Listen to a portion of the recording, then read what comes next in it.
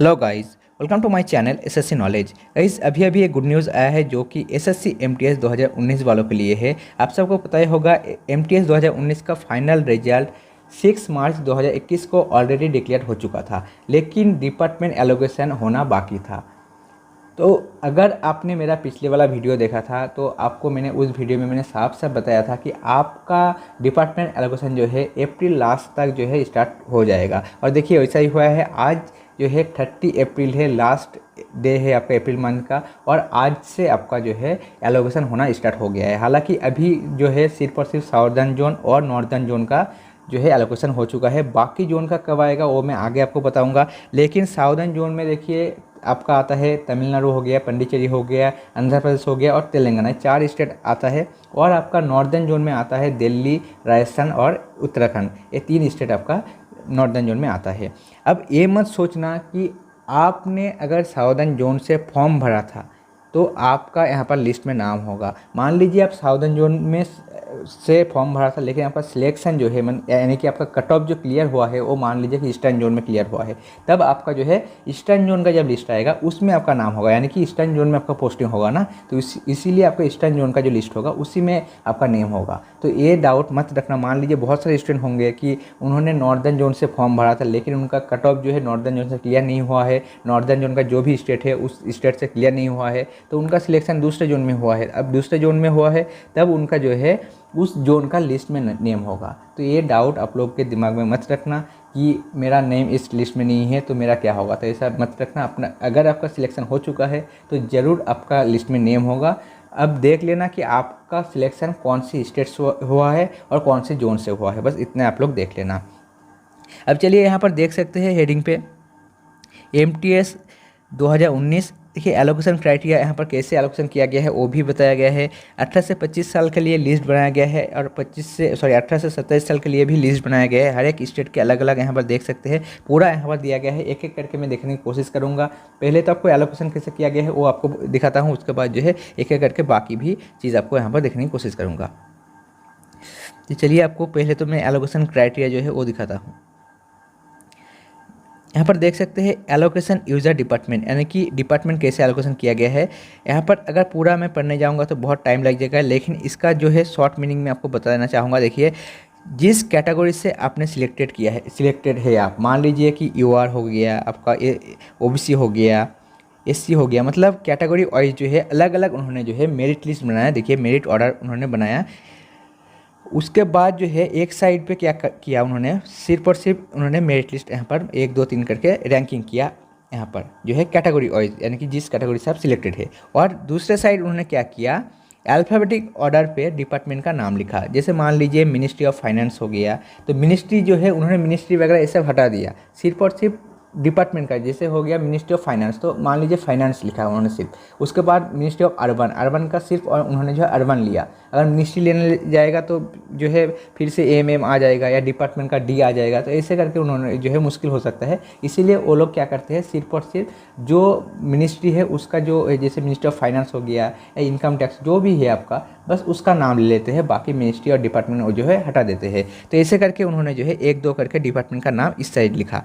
उसके बाद जो है first ranking candidate has been allocated to the department fingering 7 in the alphabetical order list. मतलब जिसका रैंक मान लीजिए कि फर्स्ट आ रहा है उसको जो है, जो अल्फाबेटिक ऑर्डर पे जो डिपार्टमेंट जो है आपको एक एक करके उन्होंने जो आपको ऑर्डर पे जो सजाया था उसको जो है 7 नंबर पे जो डिपार्टमेंट आ रहा है उस डिपार्टमेंट मिला है।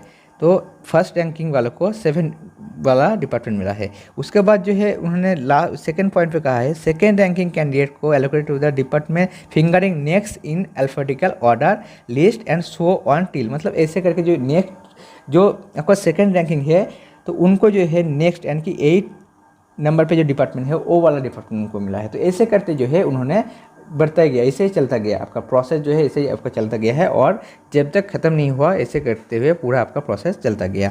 तो यही आपका प्रोसेस था। यहाँ पर किसी का कोई रोल नहीं रहता है, बस रैंकिंग के ऊपर ही आपको जो है आपको डिपार्टमेंट मिलता है।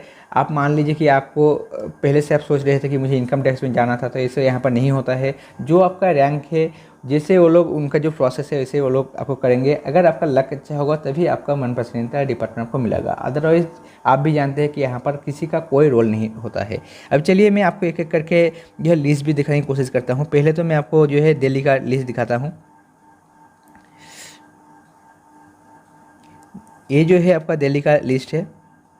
यहाँ पर देख सकते हैं एलोकेशन ऑफ यूजर डिपार्टमेंट तो the candidate qualified in MTS examination 2019, 18 से लेकर 25 साल, नॉर्दर्न रीजन दिल्ली स्टेट। तो यहाँ पर सिर्फ और सिर्फ दिल्ली स्टेट जो है उसका मिलेगा।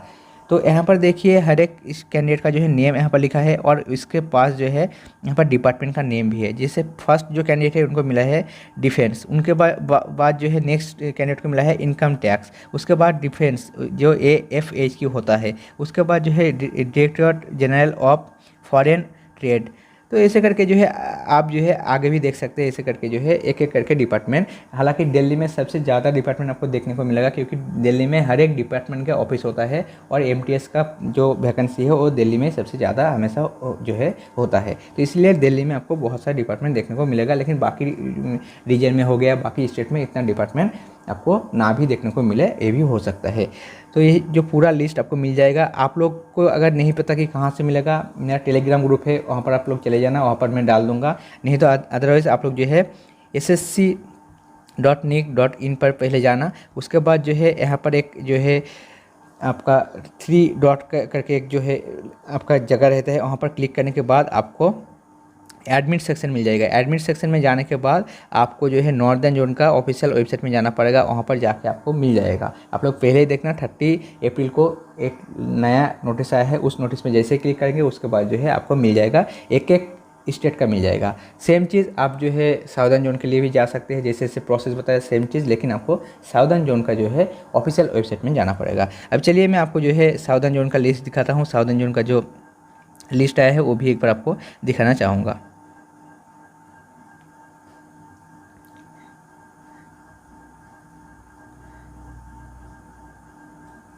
चलिए साउदर्न जोन का मैं दिखाता हूँ एक बार। यहाँ पर देख सकते हैं ये है आपका साउदर्न जोन का। यहाँ पर तमिलनाडु और पंडिचेरी जिनको मिला है उनका लिस्ट पे यहाँ पर नेम देखने को मिलेगा। 18 से 25 साल, यहाँ पर भी सेम चीज़ है। यहाँ पर देखिए जो फर्स्ट कैंडिडेट है उनको मिला है principal chief commissioner of income tax, यानी कि इनकम टैक्स डिपार्टमेंट मिला है। सेकंड कैंडिडेट को मिला है स्टाफ सिलेक्शन कमीशन, यानी कि एसएससी का ऑफिस में उनको जॉब लगा है। तो आप सोच सकते हैं कि देखिए हर एक डिपार्टमेंट में आपका जॉब लगना यहाँ पर पॉसिबल है, लेकिन वही बात फिर से आ रहा है कि यहाँ पर किसी का कोई रोल नहीं होता है, बस आपका रैंक के ऊपर डिपेंड करेगा कि आपका सिलेक्शन कौन सी डिपार्टमेंट में आपको मिला है। वो आपका पूरा चीज़ जो है सेम प्रोसेस से होता है और एसएससी का काम जो है एक साथ एक ही प्रोसेस में स्टार्ट होता है। अब देखिए बाकी जोन के लिए आप लोग अगर सोच रहे हैं कि चलो साउदर्न नॉर्दर्न का आ गया, अब आप लोग का कब आएगा, तो मेरे हिसाब से सभी एसएससी का जो ऑफिस है एक साथ काम स्टार्ट करते हैं। तो आप लोगों को ज़्यादा वेट करने की ज़रूरत नहीं है। मेरे हिसाब से 10 दिन के अंदर, मतलब 10 मई तक आप लोगों का सभी जोन का ऑलमोस्ट आ जाएगा। अब आगे का प्रोसेस क्या होता है वो भी मैं आपको थोड़ा सा ब्रीफली बताने की कोशिश करूँगा। देखिए आगे का प्रोसेस, जैसे लिस्ट आ गया, अब हो सकता है कि एसएससी ने ऑलरेडी अभी जो है उन्होंने डोजायड जो आपका जब आपका डीबी हुआ था तब आपसे जो डॉक्यूमेंट्स उन्होंने एसएससी ने लिया था, जेरॉक्स कॉपी आपसे जो लिया था उसका एक फ़ाइल बना था, आपको पता होगा, उसी फाइल को डोजर कहा जाता है। अब डोजर जो है वो लोग आपको जो डिपार्टमेंट मिला है उस डिपार्टमेंट में वो लोग भेज देते हैं, यानी कि जब एसएससी एक डोजर भेज देते हैं एसएससी का काम यहाँ पर ही ख़त्म हो जाता है। तो डिपार्टमेंट में जब तक वो लोग डोजर नहीं भेजेंगे तब तक डिपार्टमेंट आपको नहीं पहचानता है, मतलब आपका डिपार्टमेंट से कोई लेना देना नहीं है। अब जैसे डोजर उसके पास पहुँचेगा वो लोग आपका कॉन्टैक्ट नंबर, आपका ईमेल आईडी वगैरह सब कुछ उनको मिल जाएगा और वो लोग आपको जो है बाय मेल हो गया या बाय पोस्ट हो गया, ज़्यादातर जो है बाय पोस्ट ही वो लोग आपको कांटेक्ट करने की कोशिश करते हैं। तो बाय पोस्ट आपको अटेस्टेशन फॉर्म, मेडिकल हो गया, मेडिकल सर्टिफिकेट हो गया, जो भी डॉक्यूमेंट्स है वो लोग आपको भेजेंगे। उसके बाद जो है उसको फील करते हुए कभी कभी होता है कि डायरेक्ट वो लोग ज्वाइनिंग के लिए बुलाते हैं, कभी कभी होता है कि भाई आप लोग बाय पोस्ट में हमें भेजो, हम लोग वेरीफाई करेंगे, उसके बाद जो है आपको ज्वाइनिंग लेटर ऑर्डर किया जाएगा। तो इसे करते हुए डिपार्टमेंट टू डिपार्टमेंट ये वेरी करता है, वो डिपार्टमेंट के ऊपर डिपेंड करेगा। तो उसके लिए भी अलग से वीडियो आएगा कि कब आपका ज्वाइनिंग वगैरह होगा, उसके लिए भी आएगा। लेकिन अभी देखिए कोविड सिचुएशन चल रहा है, 2-3 महीना जो भी है इस टाइम ज्वाइनिंग का चांसेस बहुत कम है, क्योंकि हर एक डिपार्टमेंट में अभी 50% स्टाफ अलाउड है, और जो 50% स्टाफ अलाउड है वो भी सही से जो है वर्किंग कंडीशन में नहीं है, मतलब वो भी काम करने के लिए जो है सिचुएशन में ही नहीं है। वो लोग अभी जो है ऑफिस आना नहीं चाहते हैं। जैसे दिल्ली हो गया, मुंबई हो गया, कलकत्ता हो गया, ऐसे सिटी में आपको पता है कि कोविड का हालात क्या है। तो इस हिसाब से जो है वो लोग अभी आना नहीं चाहते हैं। अब नेक्स्ट वीक से आपका वैक्सीनेशन स्टार्ट हो जाएगा जो 18 से प्लस है, यानी कि मान लीजिए कि किसी स्टाफ का एज जो है 30 है, 25 है, तो वो लोग अब जो है नेक्स्ट वीक से वैक्सीन लेने के लिए जाएगा, छुट्टी में जाएगा। तो इसीलिए काम जो है बहुत स्लो चल रहा है। तो अभी ज्वाइनिंग का तो उम्मीद थोड़ा बहुत आपको जो है अगर नहीं रखेंगे तो अच्छा होगा। मेरे हिसाब से अगस्त और सितंबर के आसपास सबका ज्वाइनिंग स्टार्ट होगा, उससे पहले तो होना अभी पॉसिबल नहीं है। बाकी मैक्सिमम कुछ भी हो सकता है, आपको नवंबर दिसंबर भी जा सकता है, लेकिन मिनिमम इतना आपका टाइम ज़रूर लगेगा, क्योंकि एसएससी डोजर भेजेगा, डोजर भेजने के बाद वो लोग उसको स्क्रूटनी करते हैं, स्क्रूटनी करने के बाद ही आपको जो है वो लोग एक एक करके आपको कॉन्टैक्ट करने की कोशिश करते हैं। तो चलिए आप लोगों का बाकी जोन का भी जल्द आ जाएगा, टेंशन लेने की ज़रूरत नहीं है। जिसका आ गया है उसको जो है बहुत बहुत मुबारकबाद है कि चलो आपका कम से कम आपका डिपार्टमेंट एलोकेशन हो गया है। तो चलिए अगर वीडियो अच्छा लगा तो वीडियो को लाइक और शेयर जरूर करना, और मेरे चैनल को सब्सक्राइब कीजिए ताकि एसएससी रिलेटेड कोई भी अपडेट आपको सबसे पहले मिलता रहे।